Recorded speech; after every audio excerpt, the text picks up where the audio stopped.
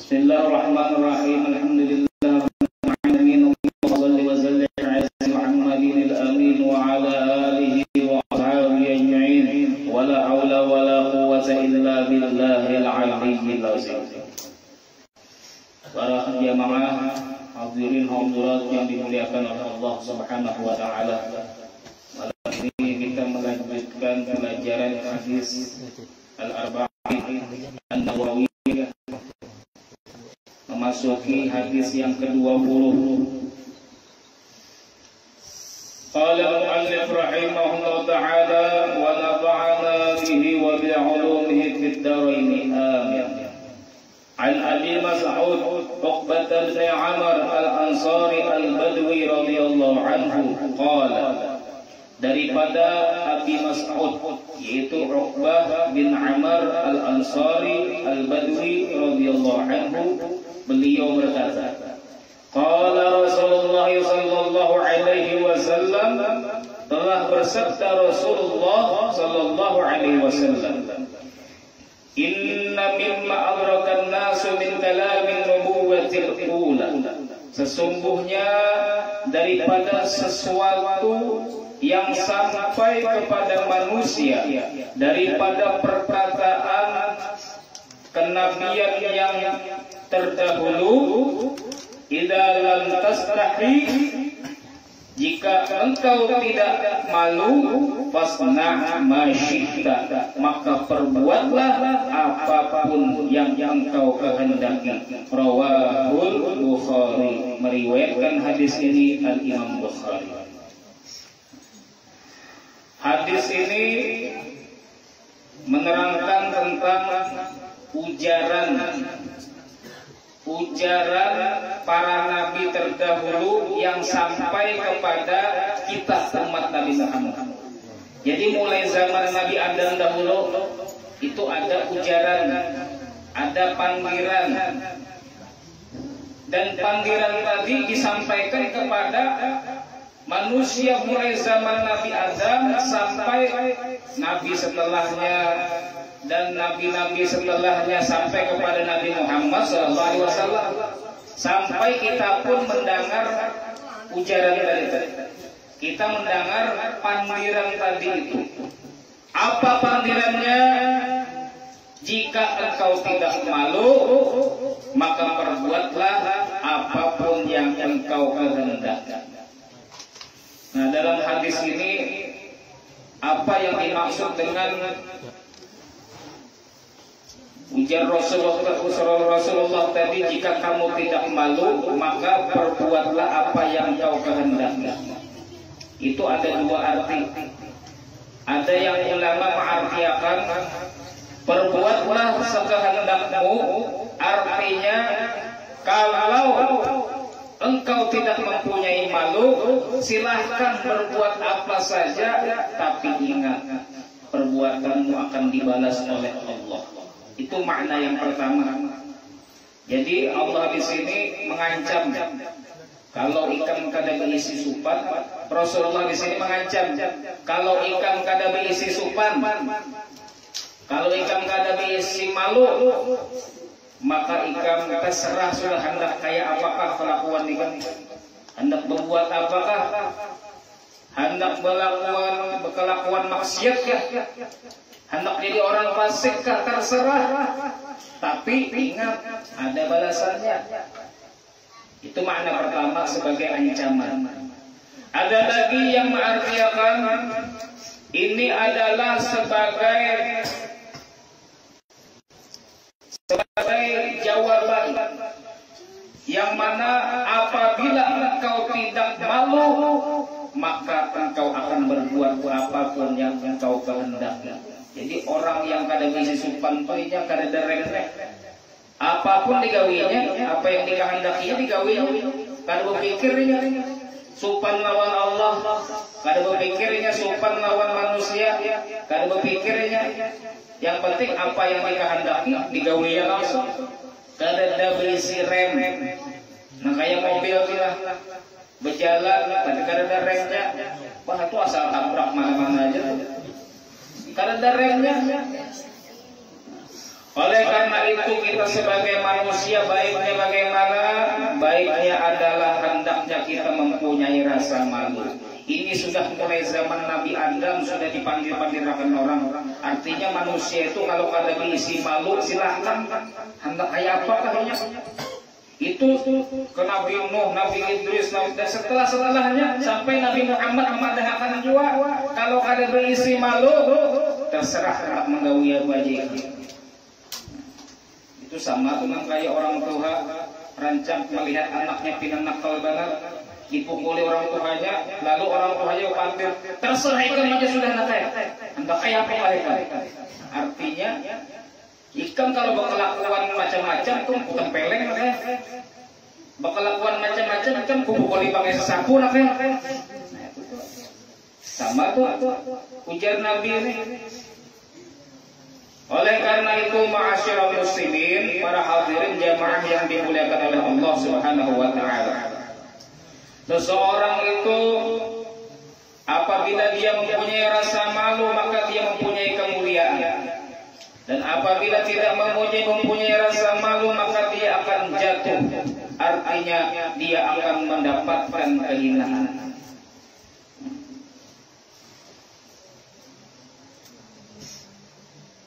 Disebutkan dalam sebuah syair, fala wallahi ma fil 'aishi khairun. Tidak ada kebaikan dalam kehidupan, wala dunia, dan dalam dunia pun tidak ada kebaikan.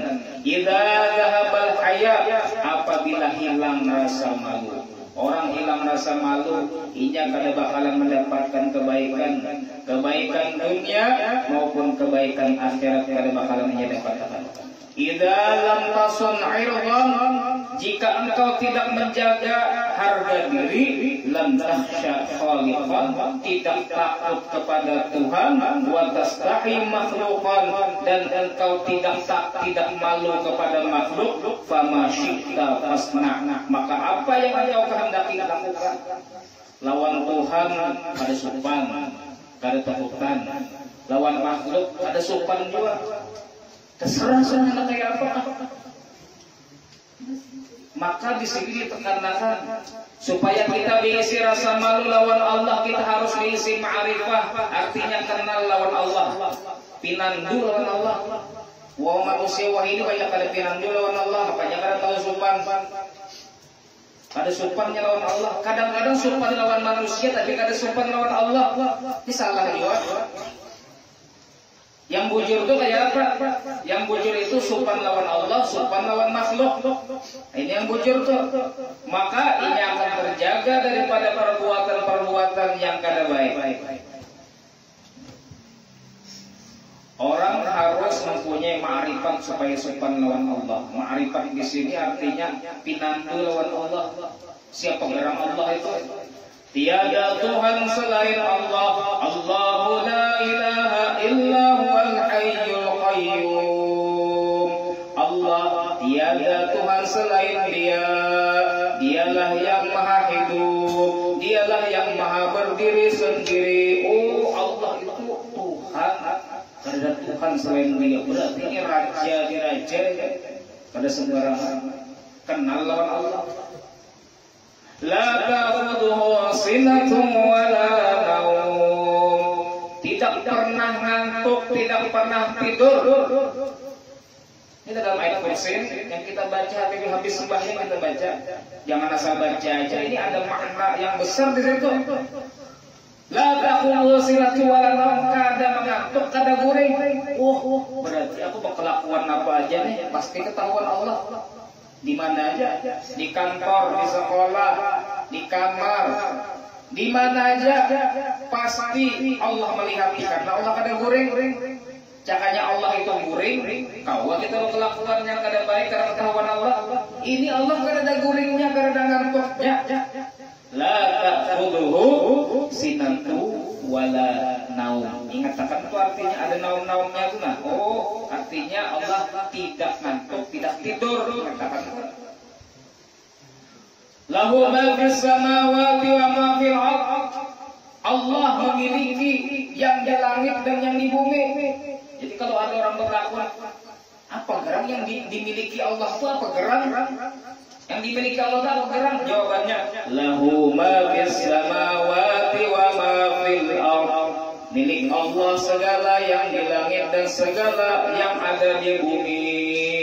Jadi kalau minta lawan Allah, jangan minta ke lain, minta lawan Allah. Karena berataan ini milik Allah Subhanahu wa taala. Hendak minta kendaraan lawan Allah, hendak minta mobil lawan Allah, hendak minta rumah lawan Allah, hendak minta bini lawan Allah, hendak minta apa aja lawan Allah. Li'anna Allah qadirun 'ala kulli syai'. Allah mampu atas segala sesuatu dan segala sesuatu adalah miliknya Allah Subhanahu wa taala.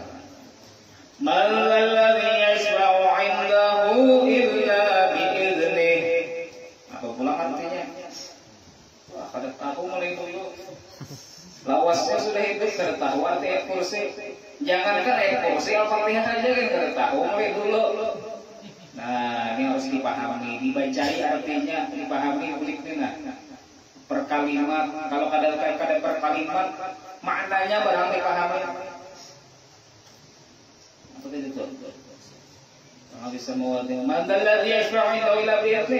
Artinya kada ada bakalan kawan menolong kecuali dengan izin Allah. Manusia kada bakalan kawan menolong kita kecuali Allah yang mengizinkan ia menolong kita. Dan seterusnya kena itu pian pelajari istilah kena pian datang ke sini kan mau gula mau apa kan. Pembahasan kita sekarang ini masalah malu. Kemudian para hadirin hadirat yang dimuliakan oleh Allah, malu itu ada dua. Malu itu ada malu mamduh yang terpuji, ada malu mazmum yang tercela. Jadi malu yang disebutkan dalam hadis ini malu yang terpuji. Artinya kalau engkau tidak punya malu yang terpuji, terserah Anda apapun yang engkau gawi terserah aja. Nah, ini malu yang terpuji itu adalah malu yang mencegah seseorang daripada bermaksiat kepada Allah, yang mencegah seseorang daripada perilaku yang tidak baik kepada Allah maupun kepada makhluk Allah. Itu malu yang terpuji. Misalnya supan aku kada sembahyang subuh, nah Allah melihat ya supan. Nah ini supan yang dianjurkan dalam agama. Supan aku ini banyak banget mengisi duit, banyak banget mengisi toko, tapi aku kan bisa menyumbang di pengajian malam Rabu. Supan misalnya. Supan aku ini sudah tua umur 50 masih aja kayak ini kelakuan. Supan lalu berubah. Nah ini supan yang baik. Lalu berubah jadi orang baik, hendak jiwa taat lawan Allah karena umur sudah parah sudah. Karena kalau orang itu sudah ada bebannya, awak tina lama sudah, pejalan kena bungkuk sudah, tuh 3 sudah tandanya parah mati. 3 dah. Bagaimana dulu itu Nabi Yakub itu berkawan lawan malaikat pencabut nyawa. Berkawan. Siapa di sini berkawan lawan malaikat pencabut nyawa? Amatin aja deh. Berkawan lawan malaikat pencabut nyawa orang-orang. Datang malaikat pencabut nyawa ke rumah Nabi Yakub. Takajub Nabi Yakub. Kenapa nih? Ada apa nih? Datang ke sini hendak mencabut nyawaku kah? Nabi Yakub. Kada, aku hendak mehilang benarai. Ngaran kawan mehilang benarai dari. Membantunya Nabi Yakub, aku berpesan lawan ikamna, wahai malakul maut. Kalau ikam hendak mencabut nyawaku kena, tolong kirim dulu utusan memadahi aku supaya aku persiapan, yaitu ada persiapan hendak meninggal. Ujar malakul maut, inggih. Kena ulun kirim utusan supaya memadai pian kalau pian hendak dicabut sudah nyawa pian. Maka pulang ini malakul maut. Pada suatu waktu datang malakul maut kepada Nabi Yakub. Ujar Nabi Yakub, nah kenapa pulang nih datang deh? Kenapa apa? Ujar malakul maut, ulun hendak mencabut nyawa pian. Kenapa langsung tiba-tiba kayak ini? Ujar Nabi Yakub.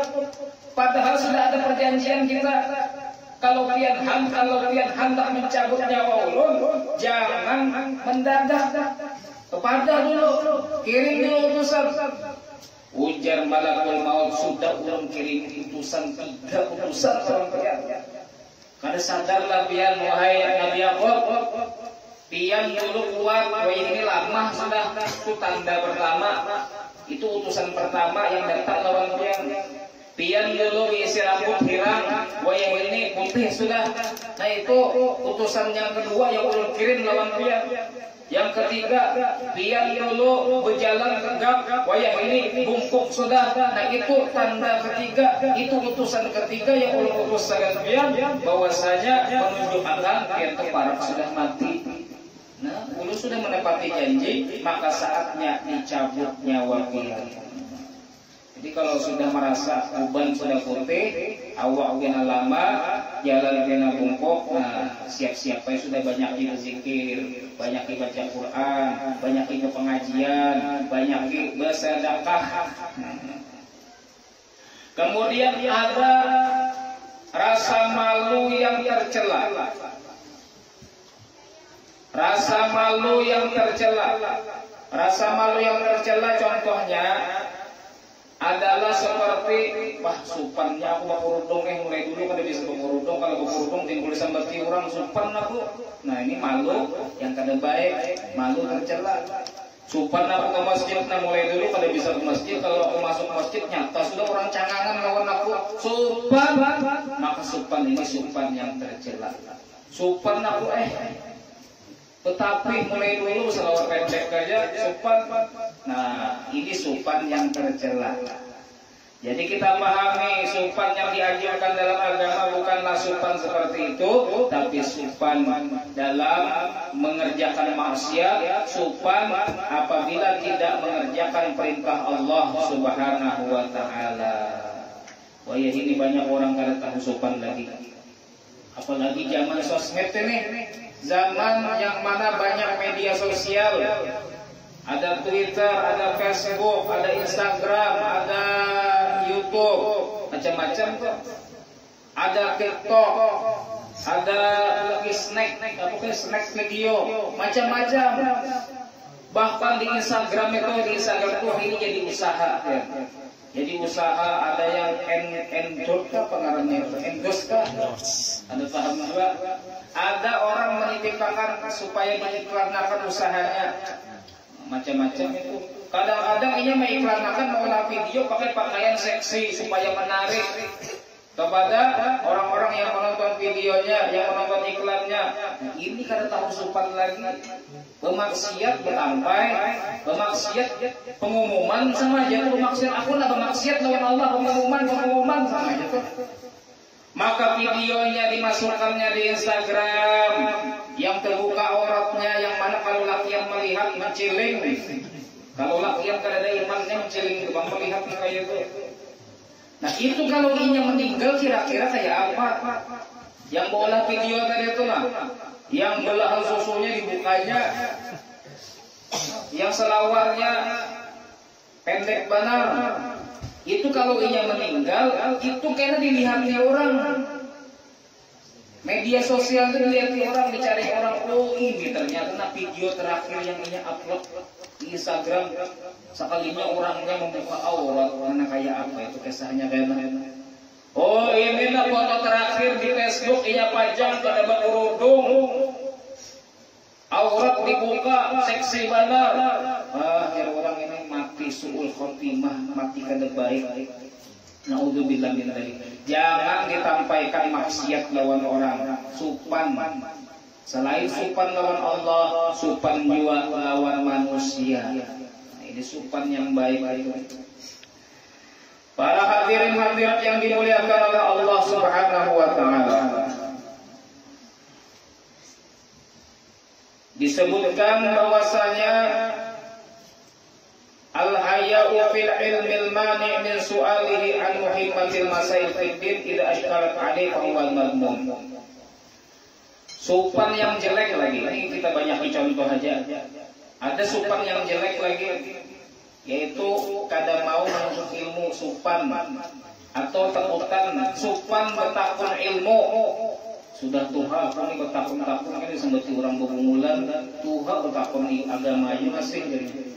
Atau tuha belajar mengaji, pada tahu alif bata supan aku, biar aja sudah seumur hidup kada bisa mengaji daripada aku supan belajar lawan orang. Nah, ini adalah sifat supan yang tercela.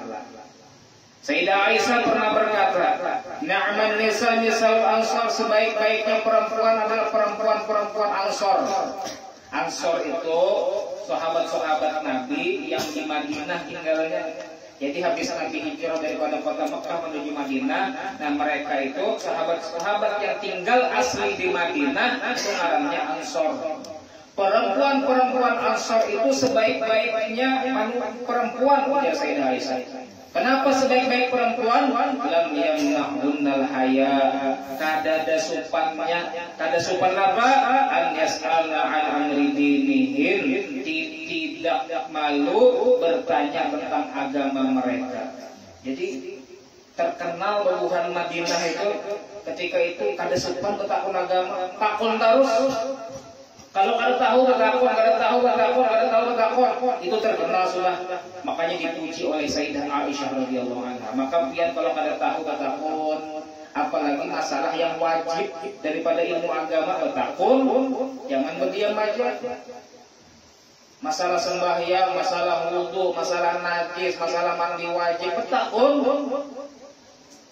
Mulai dulu kawin anak 4 sudah hanya jadi bertakun. Masalah mandi wajib kayak apa tuh orang mandi wajib yang bujur dia. Hanya aja bertakun, kada apa-apa, bertakun aja, biar aja sopan, yang penting yakin kayaknya. Setelahnya mandi yakin kalau mandinya bujur daripada selawasan kada tahu.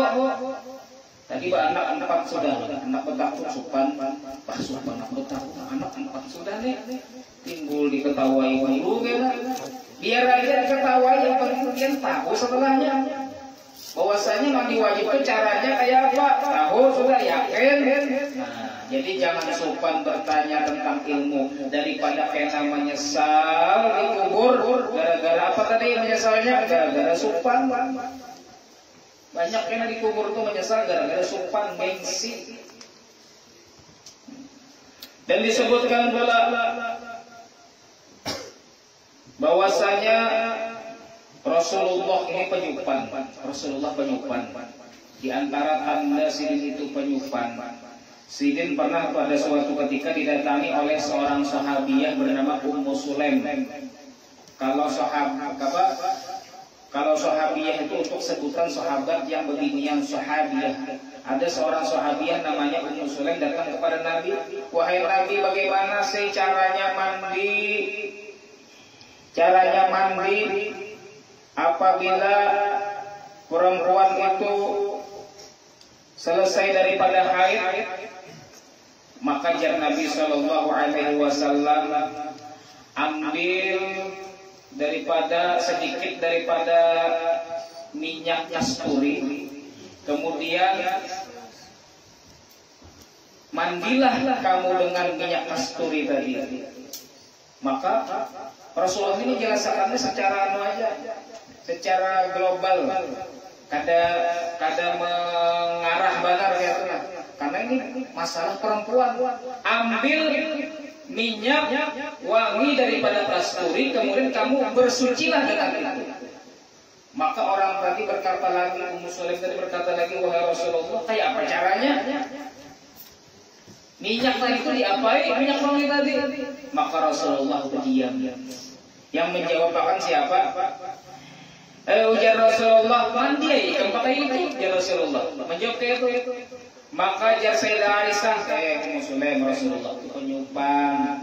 Nya kada mau, Sidin kada mau menjelaskan terlalu benar, intim benar, terlalu ke dalam benar. Jadi maksud Rasulullah itu ikan ambil minyak harum kasturi imbah itu kan kasayakan ke kemaluan supaya hilang baunya, supaya harum kemaluan tadi. Itu maksud Rasulullah. Cuma Rasulullah sopan menyampaikan. Nah inilah sopannya Rasulullah sallallahu alaihi wasallam. Dan di antara sopannya Rasulullah kepada Allah, tadi kan sopan kepada makhluk. Sopannya Rasulullah kepada Allah yaitu ketika beliau Mi'raj.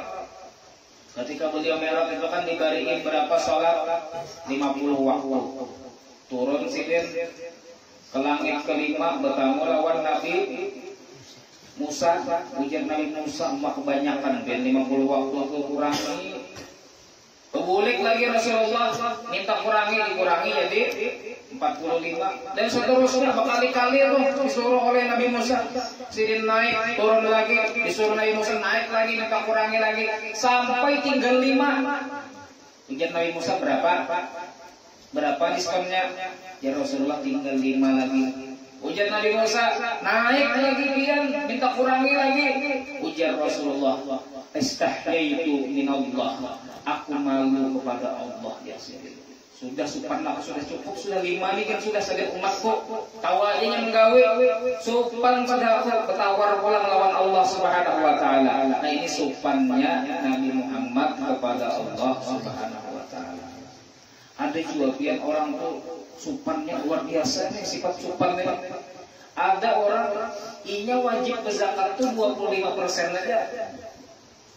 Zakat profesinya. Aturannya 25%, cuma inya mengeluarkan 10%. Ketika ditakuni kenapa? Ian zakatnya 100%, padahal yang wajib 2,5% aja. Ujar orang tadi, ulun ini supan. Kenapa supan? Itu nah orang yang di sawah tuh nah. Orang yang begawi di sawah, yang bercocok tanam tuh nah. Inya wajib mengeluarkan zakat apabila disirami dengan air hujan sawahnya tadi itu, maka inya wajib berzakat 10%. Maka ulun supan, ulun ini nyaman benar begawi mobil di kantor ba-AC, dapat gaji banyak, masa ulun berzakat 2,5% aja. Sedangkan orang yang begawi di sawah, inya ke sawah, inya kepanasan, inya begawi pokoknya berkeringatan, inya zakat 10% supan ulun. Maka ulun hendak juga berzakat 10%. Supan lawan orang yang keuyuhan tapi zakatnya banyak pada ulun. Ini supan yang bagus betul. Para hadirin-hadirat yang dimuliakan oleh Allah. Allah pun supan, sampai Allah itu ada supannya juga. Kalau ada makhluk ada supan terlalu banyak. Manusia biasa ada supan. Allah itu supan. Di antaranya Allah mengatakan, disebutkan oleh Nabi SAW, Allah supan mengazab hambanya yang bernama Muhammad. Jadi kalau ada orang ngarannya Muhammad, Allah supan mengazab dia di neraka. Kenapa? Karena ngarannya itu sama lawan kekasihnya, yaitu Nabi Muhammad SAW. Allah ada supannya juga. Nah, manusia ada supannya. Pada suatu ketika juga Rasulullah menangis. Maka Sayyidina Umar pun bertanya, wahai Rasulullah, mayutika, apa yang membuat engkau menangis wahai Rasulullah? Maka Rasulullah mengatakan, akhbarani Jibril anna Allah yastahi 'an bin 'abdin Islam an yu'adzibahu. Wahai Jibril, wahai Umar, Jibril datang kepadaku. Kemudian Jibril mengatakan, Allah malu mengazab seseorang yang tua di dalam Islam. Artinya ini tuh Islam mulai halus sudah. Islam mulai halus sampainya tua. Allah supan mengazab orang itu. Kemudian jawab Rasulullah, afala yastahi syaikhun min Allah Ta'ala an yuzniba wa qad sabaqa fil Islam. Tapi kada supankah orang yang sudah tua itu masih aja bermaksiat lawan Allah, padahal inya mulai muda sudah Islam. Allah supan lawan hambanya yang sudah tua, Allah supan mengazab ini. Tapi adakah ya Rasulullah sopan dengan orang yang sudah tua, umurnya sudah lanjut? Adakah ya sopan bermaksiat lawan Allah padahal ia mulai muda sudah Islam? Itu yang membuat Rasulullah menangis. Artinya yang tua-tua itu sadar, Pak. Itu ditangisi Rasulullah tuh. Masih itu sudah tua, masih aja kelakuan menjablay. Kalau menjablay. Padahal salah pengarangnya jablay itu kan jarang dibelai. Kalau yang di warung-warung itu jarang acak banget. Dibelai itu, kemudian jablay itu ranjbelai. Rancak dibelai. Kopinya harganya 5.000, tapi bepandirnya harganya 50.000. Itu warung jamblay. Ranjbelai. Para hadirin-hadirat yang dimuliakan oleh Allah. Diriwayatkan pula dikatakan bahwasanya tanda daripada malu itu hendaknya seseorang tidak takut kecuali kepada Allah. Itu tanda malunya. Hendaknya seseorang tidak takut kecuali kepada Allah. Jadi kada boleh takut lawan hantu, kada boleh takut lawan manusia. Daripada makhluk Allah kada boleh. Ini tanda malu lawan Allah. Sopan masa ketakutan lawan makhluk.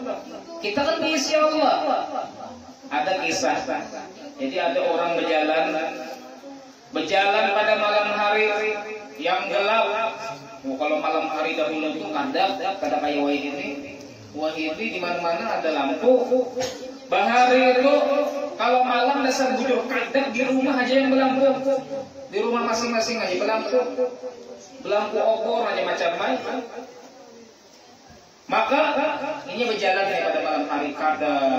Sekalinya di jalan ada tetamu orang guring di jalan dan di higanya ada kudanya. Guring di jalan di higanya ada kudanya menjagai orang tadi. Maka dibangunnya, oh bangun. Kenapa guring di sini? Karena takutan kan? Guring di tempat yang menakutkan kayak ini malam kalau pina ada hantu, kalau pina ada rampok, kalau pina ada penjahat karena takutan kayak kan? Maka ini mengatakan, justru aku sopan.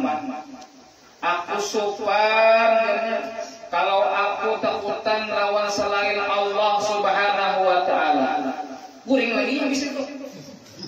Aku ini sopan, aku ini diisi Allah, aku ini takut lawan Allah, dan aku sopan kalau aku takut kepada selain Allah Subhanahu wa Ta'ala. Artinya, kada perlu aku takut lawan hantu, kada perlu aku takut lawan perampok, kada perlu aku takut lawan orang-orang jahat, karena aku hanya takut kepada Allah Subhanahu wa Ta'ala. Orang diisi sopan, orang diisi sopan itu gagah. Tapi kalau orang ada yang sopan takut kepada hantu sopan, ustaz pulang dengan hantu misalnya. Ada juga ustaz takut dengan hantu. Pas ada tugas menjaga kuburan, mengaji bertiga orang, lalu mengaji bertiga itu pertama nih. Waktu yang satu diizin, aku hendak ke rumah dulu lah kalau kami. Waktu yang satu yang belum diizin hendak apakah. Pas tertinggal sorangan, lalu takutkan banget ustaz dari itu. Kalau ustaz sawat-sawatan lawan hantu, cocok itu gelar ustaznya. Jadi kada cocok kita sopan kepada makhluk, sopanlah kepada Allah. Takut, maksudnya janganlah kita takut kepada makhluk, jangan takut kepada makhluk, takut hanyalah kepada Allah Subhanahu wa Ta'ala. Guring lagi tadinya, saking waninya. Jadi orang kalau takutan lawan Allah aja itu serba wanian orangnya. Ada penakutan